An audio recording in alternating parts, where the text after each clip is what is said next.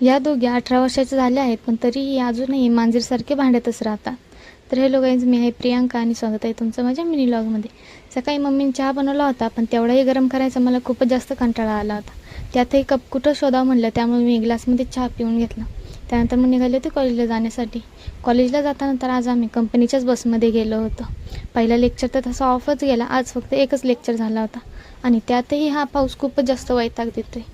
त्यानंतर मी ATMला गेलो होतो, तिथे काही पैसे निघले नाही, म्हणून मग परत दुसऱ्या ATMमध्ये गेलो आणि एवढा पाऊस झाला ना की चालतानासुद्धा नुसतं पाणीच लागते. त्यानंतर मग घरी आले आणि घरी आल्यावरती परत एकदा मग लोणावळ्याला जाण्यासाठी निघाले ते, कारण मला बँकेत जायचं होतं. त्यानंतर मग बँकेत गेले आणि त्यानंतर मग घरी येण्यासाठी निघाले. घरी जाताना थोडंसं सामान घेतलं, त्यात दही घेतली होती, कारण मलाच कढी खायची होती. दिवसभर तर मी काही आज जेवलेले नव्हते. मायरासाठी कॅडबरी घेऊन आले होते, पण ती काही घरी नव्हती, म्हणून तिच्या वाटेची फ्रीजमध्ये दिली ठेवून.